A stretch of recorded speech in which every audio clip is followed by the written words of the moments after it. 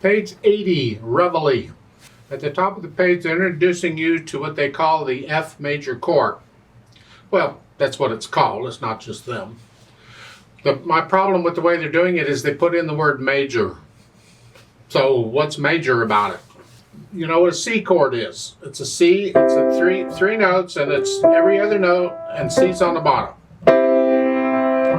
Well, an F chord is the same thing with here, but F on the bottom. Whatever. Doesn't matter where it is. It's still an F chord. As far as the major goes, generally if a chord is a major chord, we just leave the word out and we just say the chord. It's like a C chord, that's a C major chord. F chord, and the major is implied.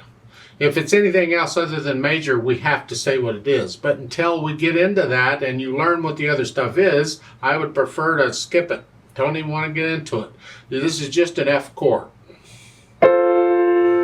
And you'll see it in various locations. You'll recognize it. Let's look in Reveille here on page 81. Last two lines. At the beginning of the line, in the left hand, there's an F, an A, and a C. That's the F chord. You'll learn to just recognize it because it's easier to just see that collection of notes and recognize it as a one thing, and you play it as one thing rather than constantly trying to read all those notes. That way, when you get to measure 9 there and you're playing that, you're only reading two things. You're reading the A and you're reading the F chord. And you're thinking that way. You're not thinking 4 notes at one time. No. What a pain that would be. Now, for Reveille, 4/4 time, it has a pickup beat again. We're coming in on beat 4. And the melody's all over the place until you get to the F chord. So I'm going to take both hands together.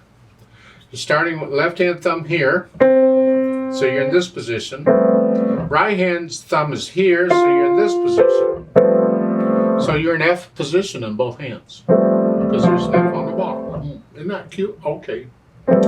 So 4, 1 and 2 and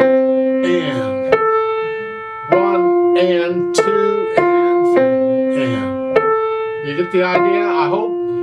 Got eighth notes in it, but by now eighth notes should not be a problem. They're just 1 and 2 and. You got all those. And that, for the most part, is the piece. That's the hardest part as far as the counting goes and all that. When you get over to the page 81 third line, you hear just quarter notes, and these are held down. Those notes are tied in the left hand, so you just hang on to them for 8 counts.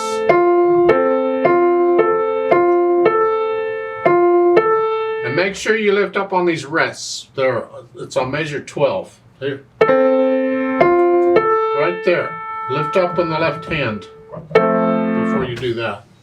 Then we add the slurs. We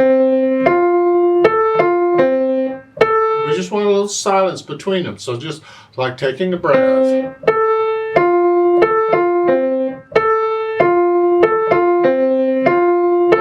2.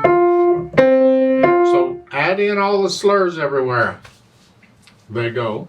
And then the dynamics. We're starting out moderately loud at the beginning. The MF is mezzo forte. You'll have to decide what moderately loud is. It's sort of loud. Not too loud. Until you get to the end of the second line on page 81. Now you go up a little bit to loud. That's the right hand. The melody, keep these chords a little softer. Medium loud at the loudest or medium soft.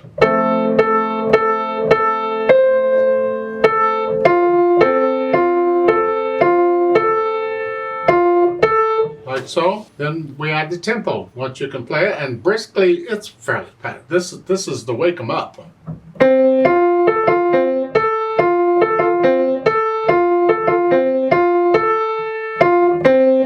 But it has to be even and controlled, so don't go faster than that. It's whatever you can control.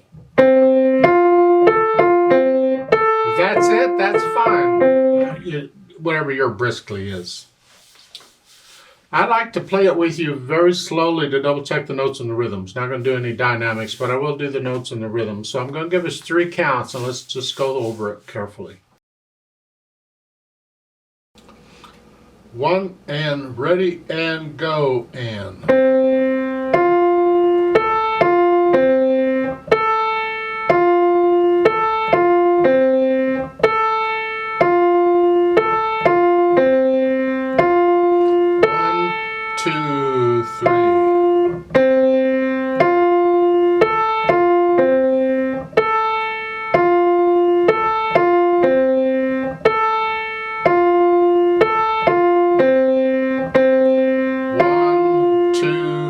3.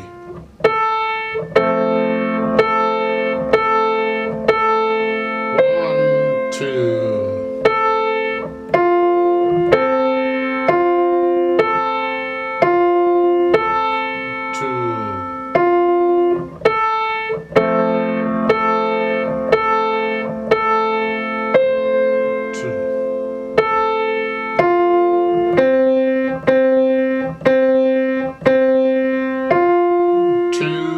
3, off.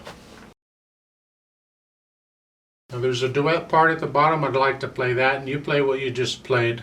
I'm going to speed it up quite a bit, and I need you to go up an octave. So just pretend middle C, and the piano just goes up an octave to here. Pretend that's middle C, and instead of here, we're here. And you do it up here. Like so. Now there's no pickup beat in the duet part. So that first note you'd be by yourself. I'll go ahead and play that note with you down here. And then I'll play the duet part. Sort of. I mean, there's a lot of rests in this duet part, so I'm a little concerned about that. I might play your part down here with you to help keep you going, because the rests, it's harder for us to stay together on rests. So I'll give us 3 counts and let's play this together. 1, ready, go.